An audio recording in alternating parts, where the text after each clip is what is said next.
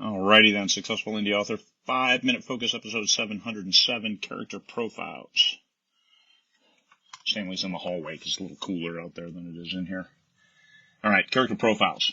It helps to know a few things about your characters, whether physical characteristics, foibles, bona fides, and it's even more important that you capture those and write them down in a separate place so you can refer to them later after, because unless it's your main character and maybe a couple side characters right around that main character and your antagonist, you're going to forget stuff like their name and definitely physical characteristics. So it doesn't hurt to keep track of that.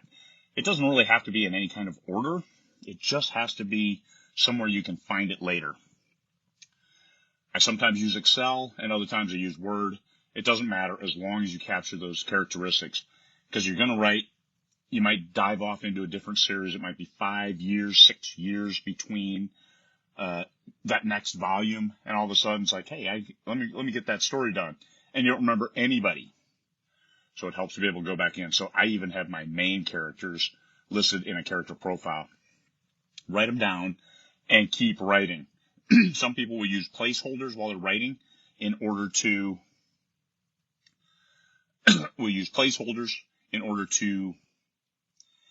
then do a find replace later on a character name.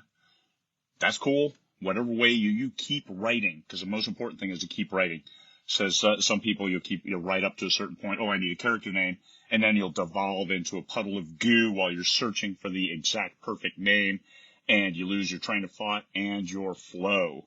You got to maintain your workflow, your writing tempo. So one thing I do too is I keep a list of unused names.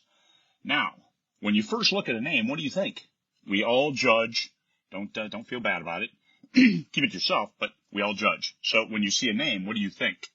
Like now, Karen is destroyed for a name, and if your name's Karen, I feel sorry for you, or Clyde, or Cletus, or any of those names that have a different kind of association attached for some whatever reason. So when you see a name, Hugo Drax, what a great name from James Bond. I was watching that the other day. Hugo Drax. It says, I am an antagonist. I'm going to fight you. I'm going to dominate you. I'm going to take over the planet and shape it in my image. That's what Hugo Drax says to me. So you keep that list of unused names, maybe even add a little character profile stuff. Do that during your downtime, when you're not doing other stuff, or when you're not even thinking about writing. But get those names. Like at the end of a movie, you'll see all the credits. Grab a name or two from there. What do you think when you see that name? That first impression, that's what you write down. That's that character profile. And just capture those, and then you can plug them in. If you never use them, so what? But if you do, man, you just made your whole life a whole lot easier. So that's how you develop a profile. And if you have a profile and you need a name, think through the names until you get one that says, yes, that says that profile. It makes it so much easier. It's more relatable for your readers, and it works well when you have the right character names for the right characters, and they create that first impression for the readers in a good way, in the way that you need it to, without having to add a lot of backstory to that character, because they instantly feel this way about that character, and that's cool.